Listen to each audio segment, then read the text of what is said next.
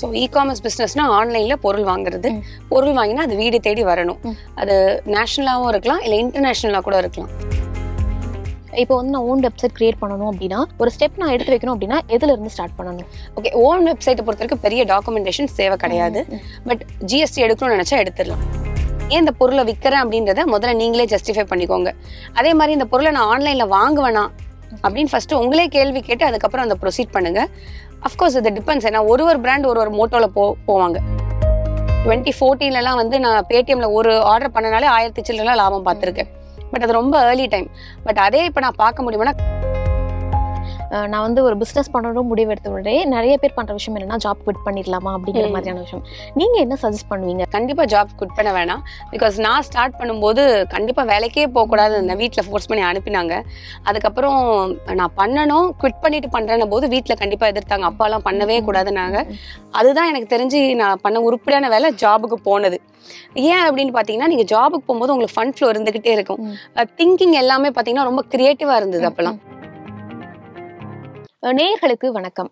நம்மள நிறைய பேருக்கு வேலைக்கு போகணும், மாதம் சம்பாதிக்கணும் அப்படிங்கிற ஆசை இருக்கும். ஆனா இன்னும் சிலருக்கு நம்ம ஒரு பிசினஸ் பண்ணலாமே, இந்த பிசினஸ் எடுத்து பண்ணலாம் அப்படிங்கிற ஆசை நிச்சயமாவே இருக்கும். குறிப்பா இ-காமர்ஸ் பிசினஸ் அப்படிங்கிறது இப்போ ரீசெண்ட் இயர்ஸ்ல ரொம்பவே ஃபெமிலியரான டேர்மா நம்ம கேட்டு வந்துட்டு இருக்கோம். ஆனா அந்த பிசினஸ்குள்ள எப்படி போறது, அதுல என்னென்ன சிக்கல்கள் இருக்கு, அதை ஸ்டார்ட் பண்ணணும் அப்படின்னா என்னென்ன டாக்குமெண்ட்ஸ் எல்லாம் தேவைப்படுது, என்ன மாதிரியான விஷயங்கள் நம்ம ஃபாலோ பண்ணணும் அப்படின்னு A to Z இருக்கக்கூடிய இன்ஃபர்மேஷனை பத்தி நம்ம கிட்ட இன்னைக்கு டிஸ்கஸ் பண்றதுக்காக ecommerce coach mrs Nivetha Muralidharan இருக்காங்க. அவங்க கிட்ட நிறைய விஷயங்களை கேட்டு தெரிஞ்சுக்கலாம். Hi ma'am. Hi. First ecommerce அப்படிங்கிறது ஒரு பிஸ்னஸ் டேர்மா இப்போ ரீசெண்டாக ஃபெமிலியர் ஆகிட்டு வருது. இ-காமர்ஸ் பிஸ்னஸ்னா பேசிக்கா என்ன, ஒரு லேமனுக்கு புரியுற மாதிரி சொல்லணும்னா என்ன சொல்லுவீங்க? ஸோ இ-காமர்ஸ் பிஸ்னஸ்னா ஆன்லைனில் பொருள் வாங்குறது. பொருள் வாங்கினா அது வீடு தேடி வரணும். அது நேஷனலாகவும் இருக்கலாம், இல்லை இன்டர்நேஷ்னலாக கூட இருக்கலாம். ஃபார் எக்ஸாம்பிள் நான் சைனாலேருந்து ஒரு ஐட்டம் வாங்கலாம், யூஎஸ்லேருந்து கூட ஒரு ஐட்டம் வாங்கலாம். எல்லாமே வந்து இ-காமர்ஸ் தான்.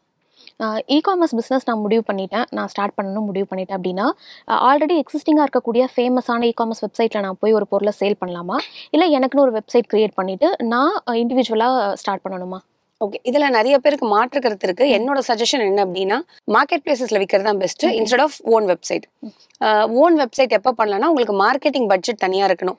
ஓகே, நான் ஒரு 5 to 10 lakhs வச்சிருக்கேன் இந்த 1 year ஃபுல்லா, என்னால் ஃபேஸ்புக் ஆட்ஸ்ல ஸ்பெண்ட் பண்ண முடியும்னா ஓன் வெப்சைட் ஓகே. அப்படி இல்லை, ஆல்ரெடி ஒருத்தங்க எல்லாம் ரெடி பண்ணி வச்சிருக்காங்க, நான் போய் ப்ராடக்ட் லிஸ்ட் பண்ணா போதும், அவங்களோட கஸ்டமர் டேட்டா பேஸே நம்ம கஸ்டமரா மாற்ற முடியும் அப்படின்னா அது மார்க்கெட் பிளேஸ் நடக்கும். அப்போ மார்க்கெட் பிளேஸ்ல போகிறது தான் பெஸ்ட் மெத்தடு. ஆனால் அஸ் அ பார்ட் ஆஃப் எக்ஸ்பென்ஷன் நீங்கள் கண்டிப்பாக உங்கள் ஓன் வெப்சைட்டும் பண்ணி தான் ஆகணும். இப்போ வந்து நான் ஓன் வெப்சைட் கிரியேட் பண்ணணும் அப்படின்னா என்னென்ன முக்கியமான விஷயங்களை நான் ஃபாலோ பண்ணணும்? ஏன்னா இப்போ சில டாக்குமெண்ட்ஸ் எல்லாம் தேவைப்படும், இந்த மாதிரியான ப்ரொசீஜர்ஸ் எல்லாம் இருக்கும் இல்லையா? ஒரு ஸ்டெப் நான் எடுத்து வைக்கணும் அப்படின்னா எதுல இருந்து ஸ்டார்ட் பண்ணணும்? ஓகே, ஓன் வெப்சைட்டை பொறுத்த வரைக்கும் பெரிய டாக்குமெண்டேஷன் தேவை கிடையாது. பட் ஜிஎஸ்டி எடுக்கணும்னு நினைச்சா எடுத்துடலாம். ஓன் வெப்சைட் யாரும் ஸ்ட்ரிக்டா பண்றது இல்லை. ஸோ இதுக்கு தேவை பேமெண்ட் கேட்வே இன்டெகிரேஷன் சொல்லுவோம். அதாவது ரேசர் பே மாதிரியான பேமெண்ட் கேட்வே இன்டெகிரேஷன். நடுவில் RBI வந்து பேன் பண்ணியிருந்தாங்க, புதுசா யாருமே வந்து ஒரு பேமெண்ட் கேட்வே ரேசர் பேல பண்ண முடியாதுன்னு. பட் இப்போ திருப்பி என்ரோல்மெண்ட் ஸ்டார்ட் பண்ணியிருக்காங்கன்னு சொல்றாங்க. ஸோ டைமிங் அது மாறிட்டு இருக்கும். ஸோ நமக்கு தேவை பேமெண்ட் இன்டெகிரேஷன். ஸோ அந்த பேமெண்ட் கேட்வே கிட்ட போயிட்டு இதான் என்னோட பேன் கார்டு, இதான் என்னோட வெப்சைட் நீங்கள் ஷேர் பண்ணணும். அவங்க ஜிஎஸ்டி மேண்டேட்டரி வச்சா மட்டும் தான் மேண்டேட்டரி, அப்படி இல்லைன்னா பிரச்சனை இல்லை. அது மட்டும் இல்லாமல் ஷிப்பிங் பார்ட்னர் சொல்லுவோம். அதாவது ஒரு ஆர்டர் வருது, வந்த உடனே நான் அதை ஷிப் பண்ணணும். இல்லை நீங்களே இந்தியா போஸ்ட்ல ஷிப் பண்ணீங்கன்னா கூட ஓகே. பட் அதுக்கு ஷிப்பிங் அக்ரிகேட்டர்ஸ்ன்னு சொல்லுவோம். ஷிப் ராக்கெட், நிம்பஸ் போஸ்ட், அது மாதிரி அக்ரிகேட்டர்ஸோட சைன் அப் பண்ணணும். And Shopify, WordPress, Zoho commerce எதுலையாவது நீங்கள் ஒரு வெப்சைட்டை கிரியேட் பண்ணிட்டு பேமெண்ட் கேட்வேயும் ஷிப்பிங் கேட்வேயும் இன்டெகிரேட் பண்ணிட்டீங்கன்னா ஆட்ஸ் ரன் பண்ணால் உங்களுக்கு கண்டிப்பாக ஆர்டர்ஸ் வரும். இப்போ நான் இ-காமர்ஸ் பிஸ்னஸ் அப்படின்னு சொல்லும்போது ஒரு ப்ராடக்ட் நான் சூஸ் பண்ணணும். அந்த ப்ராடக்ட்டை பொறுத்த வரைக்குமே நம்ம சில சந்தர்ப்பங்கள என்கிட்ட இது இருக்கு, இல்லைன்னா இதை பற்றி எனக்கு தெரியும், நான் ஓப்பன் பண்ணிடுறேன், இதை வந்து சேல் பண்ணுறேன் அப்படின்னு டெசிஷன் எடுக்கலாமா, இல்லை அதற்குன்னு ஒரு ரிசர்ச் பண்ணி இந்த பொருள் தேவைப்படுது அப்படிங்கிற மாதிரியான விஷயங்களை பார்க்கணுமா? எப்படி பொருளை தேர்வு செய்யணும்? ஓகே, நீங்க கேட்ட கேள்வி ரொம்ப அழகான கேள்வி. இது வந்து காலம் தான் பதில் சொல்ற மாதிரி. இப்போ 2013 நான் ஆரம்பிக்கும் போது ரிசர்ச்லாம் பண்ணல, இதான் என்கிட்ட இருக்கு ஆரம்பிக்கலன்னு ஆரம்பிச்சு ஃபெயிலியர் ஆச்சு. ஃபெயிலியர் ஆன அப்புறம் தான் ரிசர்ச் பண்ணணும் போல அப்படின்னு பண்ணோம். 2024 இப்போ இதே ரிஸ்க் எடுப்போம் அப்படின்னா அது ரொம்ப கஷ்டம். ஸோ அப்போ ரிசர்ச் பண்ணி ஆரம்பிக்கிறது பெஸ்ட். ஏன்னா நான் ஆரம்பிச்ச டைம்ல தான் உள்ள எல்லாம் வந்துட்டு இருந்தாங்க, அமேசான், ஃப்ளிப்கார்ட், பேடிஎம், அதெல்லாம் நமக்கு தெரியாது, ஏதோ ட்ரை பண்ணலாமே அப்படின்னு எல்லாரும் ஆர்டர் பிளேஸ் பண்ணாங்க. ஆனால் இப்போ மக்களுக்கு எல்லாம் தெரியும், என்ன ப்ராடக்ட் இருக்குன்னு தெரியும். ஸோ இப்போ ரிசர்ச் இல்லாமல் தயவு செஞ்சு ஆரம்பிக்காதீங்க. நம்ம கிட்ட இருக்குன்னு விற்கிறது பெரிய தப்பு. பட் அதுக்கு ஒரு டிமாண்ட் இருக்குன்னு தெரிஞ்சிருச்சு, இல்ல ஓகே இதை ஆன்லைன்ல வித்தா மக்கள் வாங்குவாங்க, ஏதாவது ஒரு யூனிக் செல்லிங் பாயிண்ட் எடுத்துட்டு வாங்க. நான் ஏன் இந்த பொருளை விற்கிறேன் அப்படின்றத முதல்ல நீங்களே ஜஸ்டிஃபை பண்ணிக்கோங்க. அதே மாதிரி இந்த பொருளை நான் ஆன்லைன்ல வாங்குவேனா அப்படின்னு ஃபர்ஸ்ட் உங்களே கேள்வி கேட்டு அதுக்கப்புறம் அந்த ப்ரொசீட் பண்ணுங்க. அஃப்கோர்ஸ் இது டிபெண்ட்ஸ். ஏன்னா ஒரு பிராண்ட் ஒரு மோட்டோல போவாங்க. நான் டீ கூட விற்கலாம், ஆனா என்னோட யூஎஸ்பி என்ன? நான் சக்கரா கோல்டு வாங்காம ஏன் உங்ககிட்ட வரணும்? அப்போ அதுக்கு ஒரு யூஎஸ்பி இருக்கணும். அதுக்கு பின்னாடி ஒரு ஸ்டோரியை வந்து கிரியேட் பண்ணீங்கன்னா கண்டிப்பா நம்ம சக்சஸ்ஃபுல்லா முடியும். பிசினஸ் ஸ்டார்ட் பண்ணணும் அப்படின்னாலே நம்ம கிட்ட ஒரு இன்வெஸ்ட்மெண்ட் அப்படிங்கிறது முக்கியமான விஷயம். இ காமர்ஸை பொறுத்த வரைக்குமே எவ்வளவு பேசிக்கான இன்வெஸ்ட்மெண்ட் இருந்தா இதை ஸ்டார்ட் பண்ணலாம் அப்படின்னு சொல்வீங்க? ஓகே, இப்போ 2024 பொறுத்த வரைக்கும் கண்டிப்பா 1 லேக்கு மேல இருக்கணும். ஏன்னா இப்போ எக்ஸ்பென்சஸ் எல்லாம் அதிகமாயிடுச்சு, ரொம்ப காம்படிட்டிவா ஆயிட்டு வருது. ஸோ 1 லேக் மேல இருந்தா இதுல டாக்குமெண்டேஷன், போட்டோ ஷூட்டு, ப்ராடக்ட்ஸ், அதாவது இன்வென்ட்ரி சோர்சிங் எல்லாமே பண்ணி மார்க்கெட்டிங் ஆக்டிவிட்டிஸும் நம்ம கண்டிப்பா பண்ண முடியும். ஸோ 1 லேக்ன்றது மினிமம் இன்வெஸ்ட்மெண்ட்டாக நீங்கள் எடுத்துகிட்டு போகலாம். ஓகே, இப்போ நம்ம 1 லேக் பண்ணுறோம் அப்படி இன்வெஸ்ட்மெண்ட் பண்ணும்போது ப்ராஃபிட், ரெவென்யூ ப்ராஃபிட் அப்படிங்கிற 2 விஷயம் இருக்குது. நிச்சயமாக நம்ம ரெவென்யூ வருது அப்படிங்கிறத தாண்டி ப்ராஃபிட் முக்கியமான விஷயம். 1 லேக் போடும்போது எவ்வளவு ப்ராஃபிட், எவ்வளவு நாள் கிடைக்கும்? ப்ராஃபிட் கிடைக்குமா? ஓகே, ப்ராஃபிட் கிடைக்கும். ஆனால் ஒரு 3 மாசத்துல அதெல்லாம் வேணாம். கண்டிப்பாக ஒரு 6 months 1 year.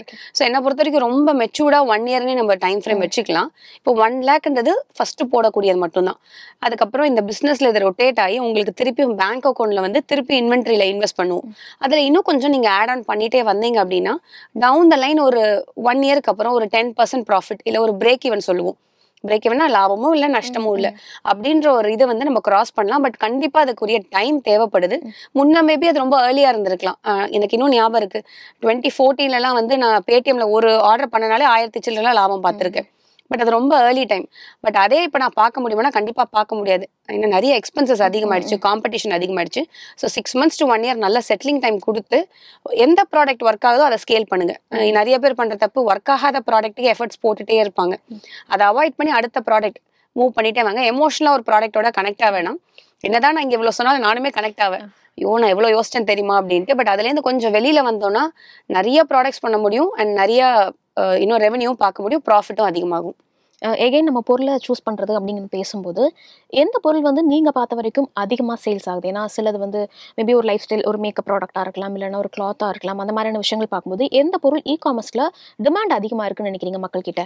இது வந்து ஆக்சுவலாக ஆன்சர்னு சொல்ல முடியாது. ஏன்னா நான் நோட்டீஸ் பண்ண வரைக்கும் ஃபேஸ்புக் ஆட்ஸில் பார்த்தீங்க அப்படின்னா ஒரு ஹோம் அண்ட் கிச்சன் ப்ராடக்ட்ஸ் எல்லாம் டக்குன்னு பார்த்தீங்கன்னா க்ளீன் பண்ணுவாங்க, சீக்கிரமாக க்ளீன் பண்ணுறது, சீக்கிரமாக காய் நறுக்கிறது, இது மாதிரி போகும். இ காமர்ஸ் அமேசான், ஃப்ளிப்கார்ட் இது மாதிரி மார்க்கெட் பிளேசஸ் வரும்போதும் கிட்டத்தட்ட அப்படிதான். ஆனால் கேட்டகரி பொறுத்து ஒரு ப்ராடக்ட் தெரியாது. இப்போ எங்ககிட்டே ஒரு கிளைண்ட் இருப்பாங்க, அவங்க பார்த்தீங்கன்னா இப்போ லேப்டாப் பேக்ஸ் இருக்கும், அது நல்லா செல் பண்ணிட்டு இருக்காங்க. So it depends on the category, depends on the product. ஒரு கரெக்டான ஆன்சர் நம்மளால சொல்ல முடியாது. பட் நீங்கள் புதுசாக ஸ்டார்ட் பண்ணுறதுனா மோஸ்ட்லி இந்த ஹோம் அண்ட் கிச்சன், இந்த டாய்ஸ், இந்த கேட்டகரியிலேயே நீங்கள் டச் பண்ணீங்கன்னா மார்க்கெட் பிளேஸ் செல்லிங்க்கு ஓரளவுக்கு சக்ஸஸ்ஃபுல் ஆகலாம். அடுத்து கிளாத்திங் எல்லாம் பார்த்தீங்கன்னா டிசைன்ஸ் தான். டிசைன்ஸ்ல நம்ம யூனிக்னஸ் கொண்டு வந்தோம் அப்படின்னாலே அந்த குவாலிட்டி ஆஃப் தி மெட்டீரியல் நல்லா இருந்தால் பீப்புள் வாங்க ஆரம்பிச்சிருவாங்க. ஏன்னா இப்போ நிறைய பேர் பார்த்தீங்கன்னா அஜியோ, மிந்த்ரா இது மாதிரியும் பர்ச்சேஸ் பண்ண ஆரம்பிக்கிறாங்க. ஸோ உங்களுக்கு எக்ஸ்பேண்ட் பண்ணுறதுக்கும் வாய்ப்பு மார்க்கெட் பிளேசஸ் அமேசான், ஃப்ளிப்கார்ட்டை தாண்டி நமக்கு மிந்த்ரா, அஜியோ இருக்கு. ஈவன் ஃபர்ஸ்ட் கிரைல நம்ம கிட்ஸ் ஐட்டம்ஸ் விற்கலாம். அப்படியும் நீங்கள் எக்ஸ்பேண்ட் பண்ண ஆரம்பிக்கலாம். ஓகே, நான் வந்து ஒரு பிஸ்னஸ் பண்ணணும் முடிவெடுத்த உடனே நிறைய பேர் பண்ணுற விஷயம் என்னன்னா ஜாப் குவிட் பண்ணிடலாமா அப்படிங்கிற மாதிரியான விஷயம். நீங்கள் என்ன சஜஸ்ட் பண்ணுவீங்க? ஒரு ஜாப் குவிட் பண்ணிட்டு ஒரு பிஸ்னஸை நான் முழுசாக இறங்குறேன் அப்படின்னு சொல்லுவீங்களா? இல்லை நான் ஜாபும் போயிட்டு இருக்கேன், அந்த இன்கம் எனக்கு வந்துட்டு இருக்கட்டும், சைட் பை சைடாக கொஞ்சம் பேர்டனாக இருந்தாலும் பரவாயில்ல, எக்ஸ்ட்ரா எஃபோர்ட் போட்டு பிஸ்னஸ் பண்ணலாம்னு சொல்லுவீங்களா? ஓகே, கண்டிப்பா ஜாப் குவிட் பண்ண வேணாம். பிகாஸ் நான் ஸ்டார்ட் பண்ணும்போது கண்டிப்பா வேலைக்கே போகக்கூடாது, இந்த வீட்டில் ஃபோர்ஸ் பண்ணி அனுப்பினாங்க. அதுக்கப்புறம் நான் பண்ணணும், குவிட் பண்ணிட்டு பண்றேன்னும் போது வீட்டில் கண்டிப்பா எதிர்த்தாங்க, அப்பாலாம் பண்ணவே கூடாதுன்னாங்க. அதுதான் எனக்கு தெரிஞ்சு நான் பண்ண உருப்படியான வேலை ஜாபுக்கு போனது. ஏன் அப்படின்னு பார்த்தீங்கன்னா நீங்கள் ஜாபுக்கு போகும்போது உங்களுக்கு ஃபண்ட் ஃப்ளோ இருந்துகிட்டே இருக்கும். திங்கிங் எல்லாமே பார்த்தீங்கன்னா ரொம்ப கிரியேட்டிவா இருந்தது அப்பெல்லாம்.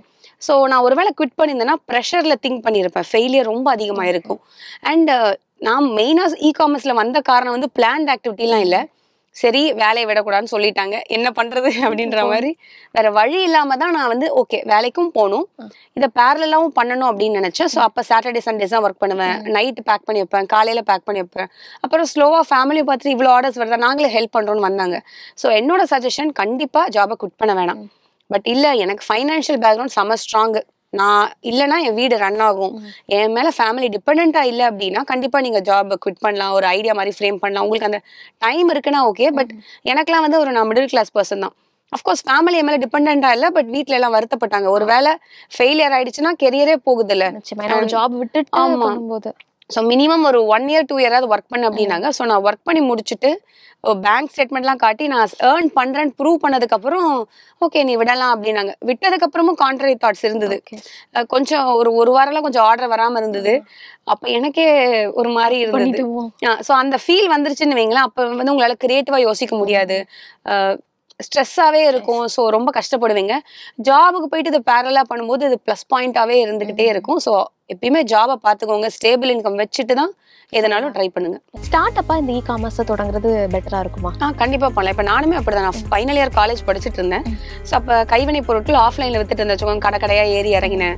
அப்புறம் தெரிஞ்சவங்ககிட்டலாம் சேல் பண்ணிட்டு இருந்த பிஸ்னஸ். அப்போ ஒரு 10K பண்ணும்போது பெருசாக ஓகே இதில் ஒரு 1 lakh அதில் ஒரு 1 lakh போடும்போது நம்ம எதிர்பார்த்த அளவுக்கு ரிட்டர்ன்ஸ் வராது. சில சமயம் அது ஃபெயிலியர் ஆகும். ஸோ அந்த டைமில் ஏன் அது ஃபெயிலியர் ஆகிடுச்சு நம்ம அனலைஸ் பண்ணி அடுத்த வாட்டி தவிர்க்க முடியும். தாண்டி ஃபெயிலியர் தான். நம்மளால சப்ளையர்ஸ்க்கு பே பண்ண முடியல அப்படின்ற போது தான் ஒரு பயம் வரும். ஓகே அப்போ நம்ம எங்கேயோ தப்பு பண்ணணும். அப்புறம் தான் நான் உட்கார ஆரம்பிச்சேன். அந்த தப்பை பண்ணாமல் இருந்தாலே அப்போ எந்த இடத்துல ப்ளீட் ஆகுது காசு அப்படின்னு பார்த்தாலே அங்கே கட் ஷார்ட் பண்ணிடலாம். நம்ம சின்னதாக இப்போ தான் ஒரு 100 பீஸ் வித்துட்டு இருக்கோம் அப்படின்னா ஒரு பெரிய வேர் ஹவுஸ் ரெண்ட்டுக்கு எடுக்கிறது.